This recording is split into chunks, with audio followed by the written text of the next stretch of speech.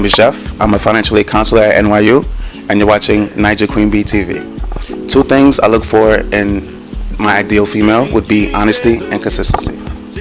What's up, everybody? My name's Quenton. I'm a financial aid counselor. You're watching Niger Queen Bee TV. Stay tuned. Don't miss anything. Two things I look for in a woman are my wife, because I'm married, so I can't say anything else or she'll kill me. But two great characteristics she has is she's very funny, has a great sense of humor, and she's very down to earth and understanding. I feel like you have to have that quality. My name is Sean. You're watching Niger Queen Bee TV. I'm a professor and a business owner. Don't touch the dial. Two things I'm looking for in an ideal woman would be honesty and the drive.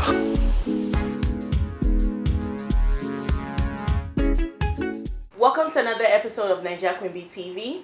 I have here today three amazing guys, and we're here to talk about the mother syndrome.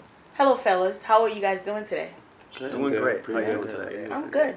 So for today, I will be talking about the mother syndrome, aka mother issues. Having your mother in your life or not having her in your life, how has that impacted you in the way you treat women and associate yourself with women in general?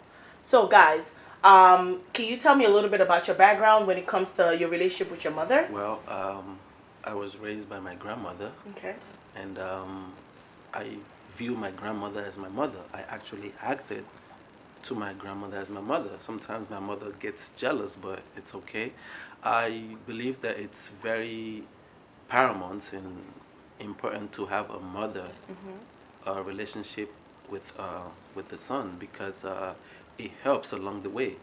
Because one thing I've figured out about women is you have to be sensitive to their needs. Yes. You cannot be selfish. Sometimes women communicate with words.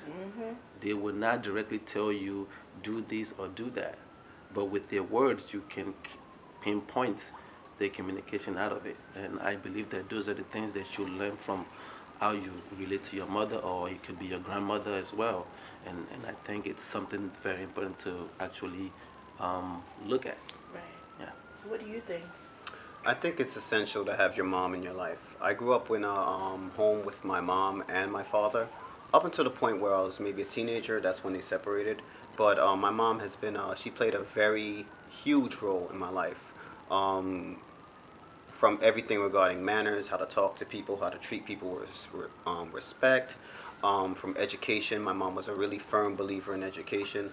So I think it's truly essential to have that bond with your mom. That's true. That's true. Because at the end of the day, you know, having your mother, especially if you have a strong woman in your life, they push you as a male to do better. Because I feel like guys normally respect their fathers more than they respect their mothers. But that's when you end up with a strong, independent mother, you have no choice but to be the best that you can be. Absolutely. So Jeff, how can you? What can you say about the way you treat women? How, as having your mother, do you have a very close relationship with your mother, and how has that affected you with the way you deal with women? I mean, my mom is like my best friend. You know what I mean? My grandmother, her husband, well, my grandfather died when I was like 2, and my mom separated from my father when I was like 3 or 4. So it's me and my older brother. So like, my mom is like the person who really taught me how to be, you know, the person that I am today. And like, I couldn't ask for like a better mom.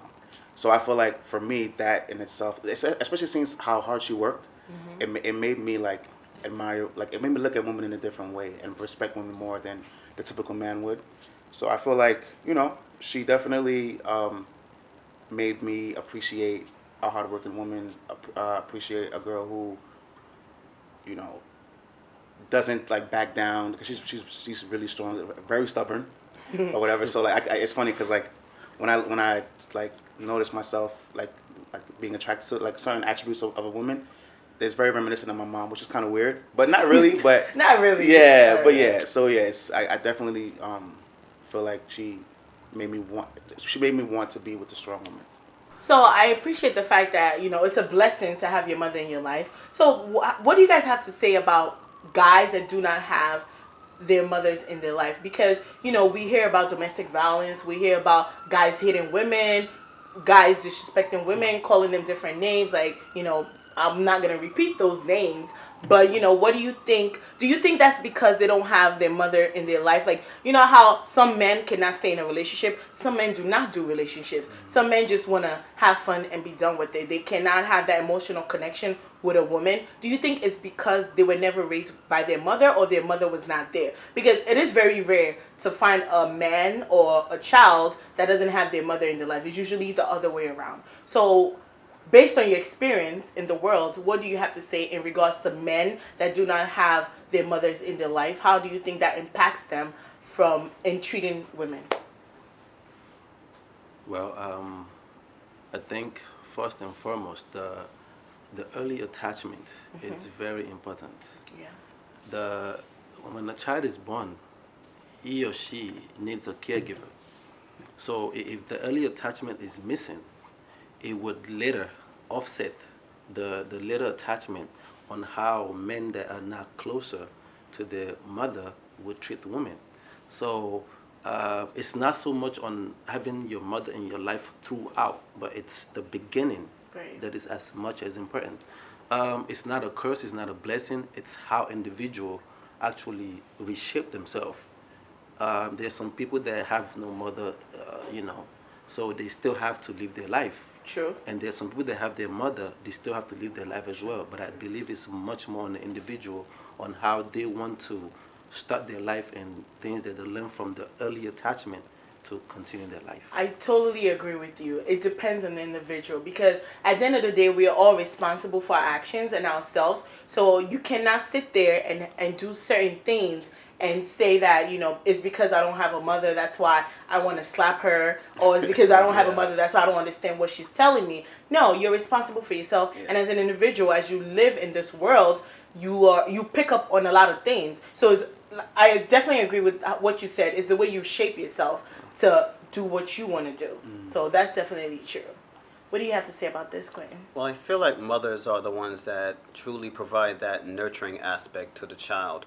Point blank, I mean, we're all men here, and dads, as fathers, they do play a role in the nurturing aspect, but in terms of a ratio, I'd say it's probably 80% mom and 20% dad.